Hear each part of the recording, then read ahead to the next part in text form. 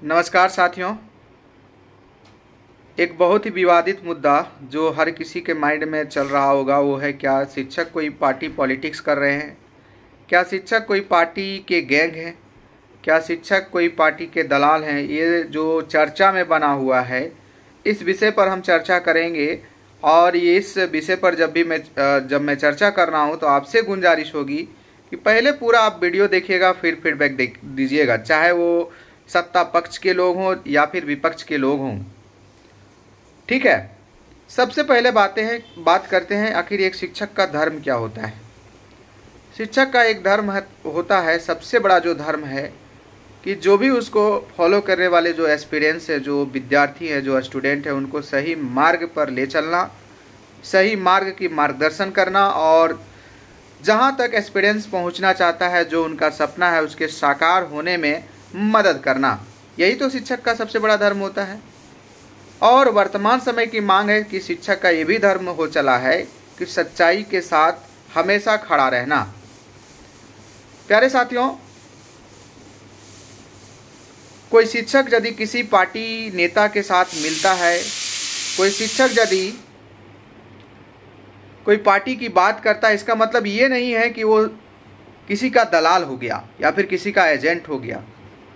उस शिक्षक का पृष्ठभूमि को जानिए, उस शिक्षक का राजनीतिक जुड़ाव को जानिए, उसके बाद फीडबैक दीजिएगा तो शायद बेहतर रहेगा। हम बात करते हैं जो एक चीज़ हमेशा कमेंट में आता है कि शिक्षक अपने कोर्स के लिए दलाली इस प्रकार से कर रहे हैं। सबसे बड़ी बात यह है कि शिक्षक 100% अपना व्यवसाय से संबंधित काम करता है, क्योंकि उनका भी अपना एक जीवन है, उनका भी अपना एक मजबूरी है। और उनके साथ सिर्फ कई लोग जो हैं काम मान लिया कोई कोचिंग है, उसमें बहुत सारे लोग काम करते हैं, सबका एक भविष्य जुड़ा हुआ है, सबका रोजगार मिला हुआ है। लेकिन क्या गलत करके किसी के साथ धोखा करके पैसा कमाना क्या सही है या फिर धोखा किया जा रहा है? ये सारी चीज़ें भी आपके माइंड में क्वेश्चन आ रहा होगा। सबसे पहले मैं बात करूं कि आखिर शिक्षक इस आंदोलन, सीजीएल आंदोलन, अन्य जो परीक्षा आंदोलन में पार्टिसिपेट क्यों कर रहे हैं। तो प्यारे साथियों, जितना मैं समझ पाया हूँ शिक्षकों को और जितना सच है उस सच्चाई के साथ मैं बता रहा हूँ, शिक्षक का भी एक धर्म हो चला है कि वो आपका साथ दे, गलत के साथ लड़े, अन्याय के साथ लड़े। वर्तमान में जिस प्रकार से एग्ज़ाम में करप्शन हो रहा है, भ्रष्टाचार हो रहा है, सीट बेची जा रही है, उससे हर किसी का भविष्य बर्बाद हो रहा है। आपका जवानी खराब हो रहा है, आपका उम्र गुजर रहा है, आपका पैसा खराब हो रहा है, टाइम खराब हो रहा है और आपको भविष्य तक, आपका जो मंजिल है वहाँ तक आप नहीं पहुँच पा रहे हैं। आप सोचिए, यदि आप मंजिल तक नहीं पहुँचेंगे, आप जिस भी कोचिंग से पढ़े होंगे, जिस भी शिक्षक का आपका योगदान होगा, क्या उसका नाम लेंगे आप? कभी नहीं लेंगे। और आप ये भी सोचिए कि जो पैसा दे करके सिलेक्शन लेने वाले हैं, क्या वो कोचिंग का नाम लेते हैं, किसी शिक्षक का नाम लेते हैं? तो नहीं लेते हैं। तो यदि आप कोई टीचर का नाम नहीं लेंगे, कोई शिक्षक का नाम नहीं लेंगे, कोई कोचिंग का नाम नहीं लेंगे, तो कोचिंग का प्रोग्रेस कैसे होगा? कोचिंग का बिजनेस कैसे आगे बढ़ेगा? और दूसरी बात, यदि इसी प्रकार से एग्ज़ाम में सीट बेची जाती रहेगी और मेहनती छात्रों का सिलेक्शन नहीं होगा, तो क्या मेहनती छात्र जैसे अपने और भी जो साथी, अपने जो भाई बहन है, उसको पढ़ाई के लिए भेजेंगे? नहीं भेजेंगे। यानी कि पढ़ाई के प्रति जो है भरोसा वो दिन ब दिन क्या हो जाएगा? गिरता चला जाएगा। और इस वजह से जो शिक्षक का कोचिंग है वो भी खराब होता चला जाएगा। तो शिक्षक का बिजनेस अपना ये कहता है, शिक्षक का जो बिजनेस है प्यारे साथियों, उसमें ये भी ध्यान में रखना है कि बिजनेस आगे बढ़ता रहे और हमारे जो एक्सपीरियंस है उसका अपना एक भविष्य बेहतर होता रहे। आप लोग का भविष्य बेहतर होगा, 100% हमारा भी बेहतर होगा। और कितना बार हम बोले हैं कि आप सभी के भविष्य के साथ ही जुड़ा है हमारा भविष्य। सीजीएल आखिर 8 साल से रद्द करवा रहे हैं, एग्जाम रिजल्ट आने नहीं दे रहे हैं। बिल्कुल कोई नहीं चाहता है कि सीजीएल अब मुद्दा बना रहे, सीजीएल से संबंधित चर्चाएं बंद होती रहे, ये कोई नहीं चाहता है। लेकिन मजबूरी है। सीजीएल में जो धोखाधड़ी हुआ है, जिन छात्रों के साथ धोखाधड़ी हुआ है, उनके बारे में आप सोचिए कि उनका 8 साल का क्या होगा। उनका 8 साल का पैसा जो खर्च किया उनका कौन देगा, कौन लौटाएगा? उनका उम्र जो गुजरा 8 साल, सीजीएल, आप देखिए कई लोग हैं जो सिर्फ सीजीएल को ही डेडिकेटेड है, सिर्फ सीजीएल की ही तैयारी कर रहे हैं, तो उनका जवानी तो सीजीएल में ही गुजर चला है। और यदि फ्री एंड फेयर एग्ज़ाम नहीं होगा तो आप यकीन मानिए उन सभी साथियों का सिलेक्शन नहीं हो पाएगा। और नहीं हो पाएगा तो कुल मिलाकर के वो अपना जीवन कैसा जिएंगे, वो अपना जीवन कैसा जिएंगे। आप ये कल्पना कर सकते हैं, आप सोच सकते हैं आज के समय में यदि कोई पढ़ लिख करके बंदा यदि घर लौटता है और उसके पास नौकरी नहीं होती है तो समाज में उसका कैसा इज्जत होता है, ये हर कोई जानता है। तो शिक्षक यदि कोई भी काम कर रहा है प्यारे साथियों, आपके भलाई के लिए ही कर रहा है, आपके सही भविष्य के लिए ही कर रहा है। और यदि कोई विपक्षी पार्टी के साथ जा कर के कोई फ़ोटो खिंचवा लेता है, कोई जा कर के कोई पार्टी प्रवक्ता से मिलता है, कोई पार्टी के नेता से मिलता है, तो उसकी ये मजबूरी है। आप ये भी सोचिए ना कि आपके पास विकल्प क्या है। अभी वर्तमान समय में आप ये भी सोचना आपको है और आपको जागरूक होना भी है कि हमें जितने भी एग्ज़ाम हो आगे आने वाला समय में वो फ्री एंड फेयर एग्ज़ाम हो।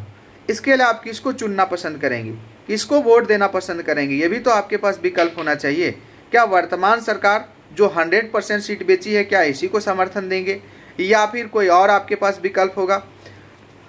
तो हमारे पास जो विकल्प है उसका हम समर्थन दे रहे हैं, जो आपके लिए बेटर है, जो आपके भविष्य के लिए बेटर है। और जैसा कि मैं बताया था कि एक एक्सपीरियंस का, अभ्यर्थी का, स्टूडेंट्स का एक ही धर्म है, वो है रोजगार। रोजगार मिलेगा, सब चीज़ें बेहतर हो जाएगी, धर्म वगैरह सब हम पालन कर लेंगे, लेकिन रोजगार नहीं मिलेगा प्यारे साथियों तो हमारा ज़िंदगी खराब हो जाएगा। और इस वजह से रोजगार से संबंधित जो भी बेहतर काम करेगा उसका समर्थन देना कोई दलाली का काम नहीं है, कोई पार्टी गैंग का काम नहीं है, कोई पार्टी प्रवक्ता का काम नहीं है। और आप जानते हैं कि राजनीतिक सुधार बहुत बड़ी सुधार की मांग है। झारखंड में यदि राजनीतिक सुधार नहीं होगा तो यकीन मानिए जो चीज़ें चल रही वो चलती रहेगी। आज आप पढ़ाई से त्रस्त हैं, कल चल करके आपका बाल बच्चा भी त्रस्त होगा और इस प्रकार से चलता चला जाएगा। अब ये चीज़ें जो है प्यारे साथियों आपके दिमाग में आएगा सर कि विपक्षी जो पार्टी जिसके सपोर्ट में आप लोग खड़े हैं या फिर खड़े होते हैं तो क्यों होते हैं? तो यही इसका उत्तर है कि हमारे पास विकल्प क्या है, हम किसको दें, किसको वोट दें, कौन सा वो पार्टी है जिसको हम चुन करके भेजें जो बहुमत भी लाए। क्योंकि बहुमत सरकार नहीं आएगी, एक चीज़ मैं बता, बहुमत शब्द में यूज करता, बहुमत सरकार नहीं आएगी तो गठबंधन की सरकार में सिर्फ और सिर्फ करप्शन होगा। प्यारे साथियों आप इतिहास उठाइए और देखिए कि गठबंधन की राजनीति में किस प्रकार से सही राजनीति हुई है, सही काम धंधे हुए हैं या सिर्फ और सिर्फ चीज़ों को बेचा गया है, चीज़ों को लूटा गया है और सिर्फ करप्शन हुआ है।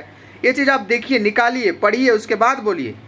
तो मैं फिर से बोल रहा हूँ, बहुमत की सरकार लानी है और बहुमत सरकार लाने के लिए एक ही पार्टी नज़र आती है और कौन पार्टी है ये आप लोग सब जानते हैं।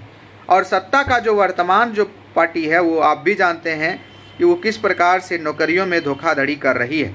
तो एक साल यदि मेरा अभी 2-4 महीना के बाद तो चुनाव फाइनल हो जाएगा, मुख्यमंत्री भी बन जाएगा, तो 2-4 महीना यदि हम जागरूक नहीं रहे, लोगों को जागरूक नहीं किए तो आने वाला समय में भी रोना ही है, आने वाला समय में ही ज़िंदगी बर्बाद ही करना है। या फिर हमारे पास और भी विकल्प है। आपको लगता है कि झारखंड छोड़ देना चाहिए, दूसरा एग्ज़ाम तैयारी करना चाहिए तो उसे भी आप कर सकते हैं, लेकिन झारखंड जिस धरती में आप रहते हैं उसको सुधारने की जो आपके ये है कमिटमेंट जो है उसमें बदलना नहीं चाहिए। क्योंकि आज हो सकता है आप झारखंड तैयारी ना करें, छोड़ दें, दूसरा तैयारी कर लें, लेकिन कल आपके कोई ना कोई ज़रूर रहेंगे जो झारखंड में तैयारी करेंगे। तो उनके लिए भी तो आपको सोचना है, उनके भविष्य के लिए भी तो आपको सोचना है। तो शिक्षकों की यह मजबूरी है कि वो किसी के फेवर में आना जो है मजबूरी है। प्यारे साथियों कुल मिलाकर के मैं एक बात में बात करूं, आपका भविष्य सुधरेगा तभी जाकर के हमारा भविष्य सुधरेगा और हमारे भविष्य को सुधारने की जो बेहतर कदम बढ़ाएगा उसके समर्थन में हम खड़े होंगे। आपको भी खड़ा होना है, अदरवाइज चीज़ें वही की वही रहेगी, कुछ नहीं बदलेगा। अब आपके दिमाग में आएगा सर कि विपक्षी जो पार्टियां हैं जो जिसके समर्थन में आप लोग खड़े होते हैं, क्या वो फिर से बेहतर काम करेगी? हाँ, एकदम बहुत बढ़िया आपके माइंड में क्वेश्चन आ रहा है। एकदम कोई गारंटी मैं नहीं दे रहा हूं कि वो बेहतर करेगी, लेकिन इससे बेहतर करेगी ये गारंटेड है। जो वर्तमान सरकार है उससे बेहतर करेगी ये गारंटी है। और यदि मैं बता रहा हूं, अब इसका भी सॉल्यूशन बता रहा हूं। आज़ादी के लिए सत्य अहिंसा के साथ साथ हिंसा का भी प्रयोग किया गया और आज़ादी लेने में हर किसी का योगदान है। आज़ादी दिलवाने में चाहे वो क्रांतिकारी के रूप में अपनी योगदान दिए हों या फिर शांति के माध्यम से अपना योगदान दिए हो, हर एक नेता का योगदान और उनके योगदान को हर कोई सलाम करता है। प्यारे साथियों हम तो आज़ाद भारत में रहते हैं, आज़ाद झारखंड में रहते हैं, मतलब झारखंड भी आज़ाद है, भारत के अंतर्गत ही आज़ाद है। लेकिन जिस प्रकार से झारखंड में चीज़ें हो रही है, आपके हित को कुचला जा रहा है, आपके भविष्य को कुचला जा रहा है, आपकी मेहनत को कुचला जा रहा है, सिर्फ और सिर्फ अपना जेब भरने के लिए, आखिर ये कब तक चलता रहेगा? आखिर इसको सुधार करने की जिम्मेदारी किस पर है? युवा वर्ग ही है प्यारे साथियों, जो इस चीज़ को सुधार सकता है, परमानेंट सुधार सकता है। कई लोग हमको बोलते हैं कि आप बहुत भड़काऊ बयान देते हैं, बहुत भड़काऊ भाषण भी देते हैं, लोगों को भड़काते हैं। मेरे जगह पर जो बोलते हैं ना, भड़काने वाली बात देते हैं, मेरे जगह को अपने आप को ढालिए। एक स्टूडेंट जो अपना 8-10 साल जीवन खपाया है नौकरी, उनके जगह पर आप ढालिए, उसके बाद आप बोलिए। उसके बाद आपके अंदर में जो अंतरात्मा से जो आवाज़ आएगी वो भड़काऊ ही होगी, उसमें खून की ही बात होगी, ये 100% है। तो कुल मिलाकर के मैं ये कह रहा हूँ कि यदि मैं पार्टी बदलूँ, सरकार बदलूँ और फिर भी चीज़ें ना सुधरे तो ये धरती खून की प्यासी हो जाएगी। एक ही चीज़ से सुधरेगा, वो है लाठी डंडा, और खून से सुधरेगा। ज़रूर कुछ लोगों की जानें जाएंगी, लेकिन सुधार का वही विकल्प रहेगा प्यारे साथियों, क्योंकि अब समय बहुत खराब हो चला। कहते हैं सर से पानी अब ऊपर आने को चला है, अब हाथ पैर मारना ही पड़ेगा, नहीं तो वैसे भी मरना, तो क्यों ना हाथ पैर मार के ही मरा जाए, हो सकता है हम बच जाएं। तो मैं कुल मिलाकर के बात कर रहा हूँ, इसीलिए मेरा बात में सच्चाई होता है प्यारे साथियों, और अंतरात्मा से मैं जो बोलता हूँ बिल्कुल सच बोलता हूँ। मैं किसी पार्टी का भक्ति नहीं करता। मैं फिर से बोल रहा हूँ, यदि विपक्षी पार्टियाँ भी आती है और यदि काम नहीं करती है, जो भी संस्था, जो भी आयोग धोखाधड़ी करेगा, उसके साथ अब आँख से आँख मिलाकर बातें की जाएगी, उसका ईंट से ईंट बजा दिया जाएगा। उसको सुधार करने के लिए जो भी हद तक गुजरना पड़े उस हद तक गुजरना होगा, ये चीज़ें करनी होगी, तब जा कर के सुधरेगी चीज़ें। हालांकि बहुत सारे पार्टी प्रवक्ता या फिर कहें बहुत सारे पार्टी नेताओं के मिलने के बाद जो हमें एहसास हुआ कि अब वो चीज़ें शायद नहीं दोहराई जाएगी। खास करके विपक्षी जो पार्टी है, भारतीय जनता पार्टी जो है, उन्होंने कहा है कि ये चीज़ें नहीं होंगी। मैं आश्वासन देता हूँ, फिर से वो चीज़ें नहीं दोहराई जाएगी जो पहले हो चली है। यही वजह है शायद प्यारे साथियों कि हम लोग उसका समर्थन देते हैं। अदरवाइज कोई रीज़न नहीं है, कोई रीज़न नहीं है। यदि यही सरकार में जो बहालियाँ हुई थी, आप देखिए अभी सरकार के संदर्भ में आखिर आप क्यों बोलते हैं? आप सोचिए, बोकारो का सेंटर में पीजीटी का एग्ज़ाम होता है, एक ही सेंटर से सब पास हो जाते हैं। कोई भी मूर्ख आदमी भी रहेगा, उसके माइंड में भी आएगा कि एक ही सेंटर से आखिर कैसे संभव है, कैसे संभव है भाई। हाल ही में सीएचओ का एग्ज़ाम, सीएचओ में माननीय मुख्यमंत्री ने नियुक्ति पत्र दिया। राजस्थान के 150 अभ्यर्थी, एक ही राज्य के 150 अभ्यर्थी सफल हो जाते हैं, और राज्य में क्या स्टूडेंट नहीं है? बिहार में नहीं है, उत्तर प्रदेश में नहीं है। कुल मिलाकर के जेपीएससी का भी पेपर लीक का मामला आप देखे थे, पूरा नेशनली पूरा एकदम हर मीडिया ने कवरेज किया था। लोग बाहर में आकर के खुले में क्वेश्चन सॉल्व कर रहे थे। रिजल्ट जारी में भी आप देख रहे हैं कोताही हो रहा है, चीज़ें रिजल्ट के साथ छेड़छाड़ की जा रही है। तो ये कुल मिलाकर के प्यारे साथियों, ये सब चीज़ क्या है? ये सब चीज़ जो है वो करप्शन की देन है।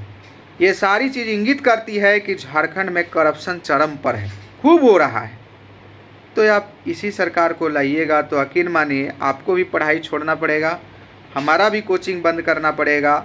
मेरा तो कोचिंग है नहीं, मैं जहाँ पढ़ाता हूँ वहाँ पर मेरा भी रोज़गार चला जाएगा। कुल मिलाकर के पढ़ाई के प्रति जो है एक भरोसा जो है परमानेंट ख़त्म हो जाएगा। और आप याद कीजिए ना, यही माननीय मुख्यमंत्री ने आपको एक संबोधन में कहा होगा कि पढ़ाई करना सिर्फ एक विकल्प है, खाली नौकरी से ज़िंदगी चलता है। आप सुने हैं कि नहीं सुने? मनसा को समझिए, मनसा को, और कोई विकल्प नहीं है। आप सोचिए, आप पीजी किए हुए हैं, पीएचडी किए हुए हैं, बहुत सारी डिग्रियां आपके पास हैं, और आप मुर्गी पालने वाले हैं। कितना शर्म की बात होगी। जहां भी मुर्गी पालेंगे 2-4 लोग दोस्त भी मिलेंगे आपको, तो क्या ताना मारेंगे ये आप सोच सकते हैं। या फिर मुंबई में आप जाकर के ऑटो रिक्शा चलाएंगे तो भी आपको क्या ताना मिलेगा, आप ये सोच सकते हैं। गांव घर में, और ये भी आप सोचिए ना, ठीक है, कुछ युवा जो होंगे, जो त्रस्त हो गए होंगे, उम्र गुजर गया होगा, और उनके पास कोई विकल्प नहीं होगा, अपना एक स्वयं का बिजनेस खड़ा करने का विकल्प होगा तो करेंगे। लेकिन करेंगे कैसे? उनके पास पूंजी है क्या? पूंजी है, कैपिटल है जिसके बल पर वो करेंगे? नहीं है। और पूंजी लेने के लिए जाइए, अब लोन लेने के लिए जाइए, इस टाइप से आपके साथ बिहेवियर करेगा वहाँ का मैनेजर, लगेगा साला काहे ले आए थे यहाँ पर। तो हर जगह पर आपकी चीज़ें खराब है, हर जगह पर करप्शन है, हर जगह पर स्टूडेंट के साथ गलत होता है, युवा के साथ गलत होता है। तो ये कब तक चलेगा? मैं आपसे पूछता हूँ, ये कब तक चलाओगे आप लोग? ये कब तक बर्दाश्त करोगे आप लोग? मैं फिर से बोल रहा हूँ, बट अभी चुनाव का माहौल है। आप लोग के दिमाग में आएगा सर ना इसको वोट देंगे ना उसको वोट देंगे, तो आप किसी को भी वोट मत दीजिए, लेकिन फिर भी सरकार बनेगी। अब किसी को भी वोट नहीं दीजिएगा फिर भी सरकार बनेगी। और यदि किसी पार्टी पर भरोसा करके उसको बहुमत दिला करके भी भेजते हैं तो भी हम कोई ये नहीं कहेंगे कि वो पार्टी सही ही करेगी या फिर बेहतरीन ही करेगी। हाँ, एक चीज़ मुझे श्योर लगा है, उनसे मिलने, उनकी अंतरात्मा से मैं जो समझ पाया हूँ कि इस बार कुछ बेहतर होगा, इस बार कुछ बेहतर होगा। जो हो चला सो हो चला, लेकिन इस बार कुछ बेहतर होगा, ये यकीन के साथ कह सकता हूँ। जो बीजेपी के जो नेता हैं, जो उनसे मिलने से जो निकल करके आया है, वो मैं कह सकता हूँ कि इस बार वो लोग कुछ ज़रूर बेहतर करेंगे, ये चीज़ मैं विश्वास दिला सकता हूँ। और कुछ चीज़ में करे चाहे नहीं, रोजगार के मामले में ज़रूर करेंगे। और जैसा कि मैं बताया प्यारे साथियों, रोजगार ही हमारा सबसे बड़ा धर्म होना चाहिए। और इस संदर्भ में अब राजनीतिक सुधार नहीं होगा तब तक कोई रोजगार बेहतर तरीके से नहीं हो पाएगा, नहीं निकल पाएगा, नहीं मिल पाएगा। इसलिए राजनीतिक सुधार का भी जो उत्सव चल रहा है, इस उत्सव में अपनी भागीदारी बनाइए, लोगों को जागरूक कीजिए। नहीं तो पढ़ाई लिखाई छोड़िए और आराम से आने वाला जनरेशन को भी कहिएगा कि पढ़ाई लिखाई से होने वाला कुछ नहीं है। इससे चलिए, थैंक यू सो मच। फिर मिलेंगे नेक्स्ट सेशन में। लाइट भी कट गई है। All the best.